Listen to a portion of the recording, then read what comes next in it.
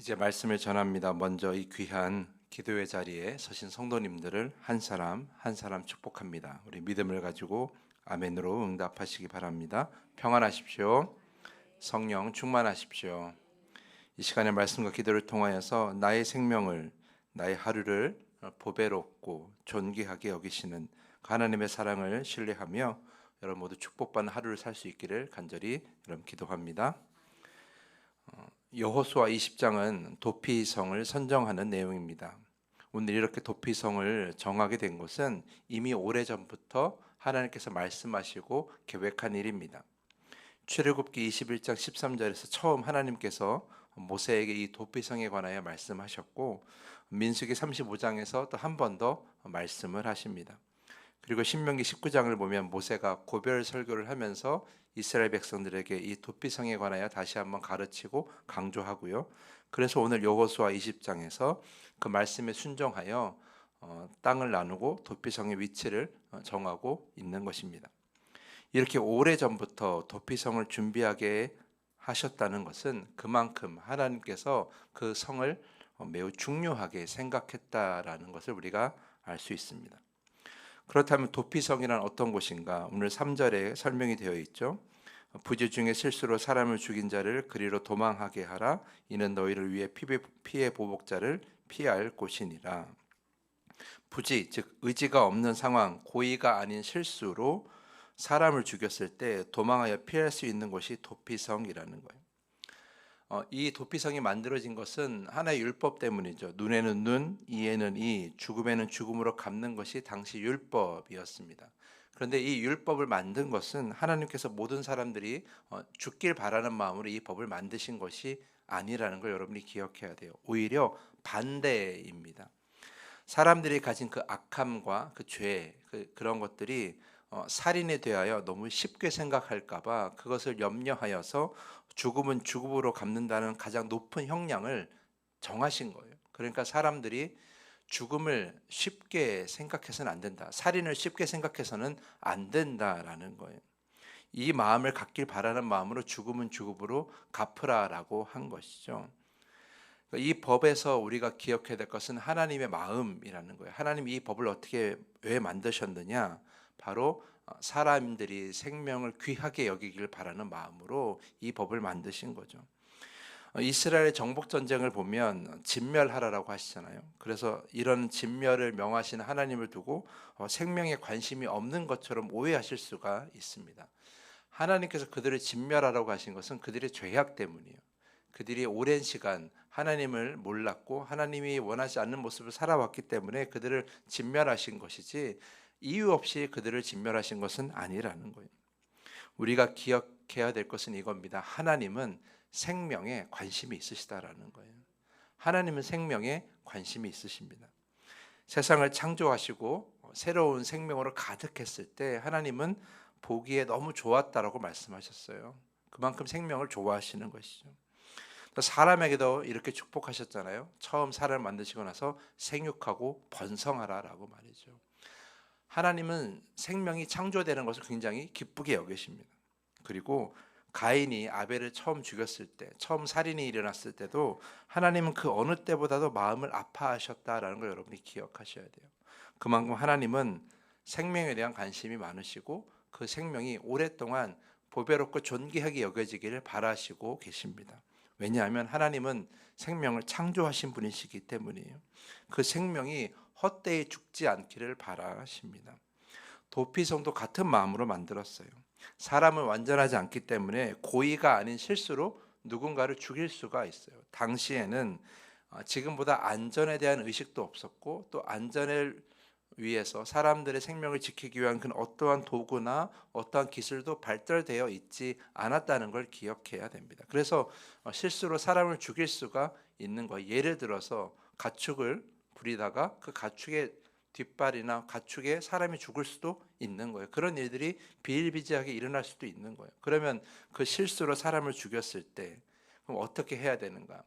죽음은 죽음으로 갚는다라는 율법을 거기에 적용하면 죽음으로 갚아야 되는 거예요. 근데 너무나 안타까운 일인 거죠. 하나님이 생명을 창조하셨는데 그 생명이 실수로 생명을 빼앗긴다라는 것이 너무나 안타까운 일인 거예요. 그래서 하나님이 그런 안타까운 죽음을 막기 위해서 그 모든 죽음의 상황들이 재판대에서 밝혀지기 전까지는 피할 수 있는 그런 곳을 마련하신 건데, 바로 그것이 도피성이라는 거예요. 한 생명도, 단 하나의 생명도 억울하게 죽는 것을 막기 위해서 도피성을 만드셨다라는 거예요.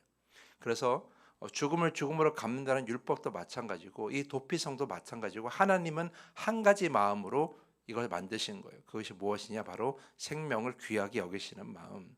생명을 굉장히 관심이 많으시다는 그 마음을 우리에게 보여주시는 것이죠. 하나님은 생명을 귀하게 여기시기 때문에 여러분의 생명 또한 귀하게 여기십니다.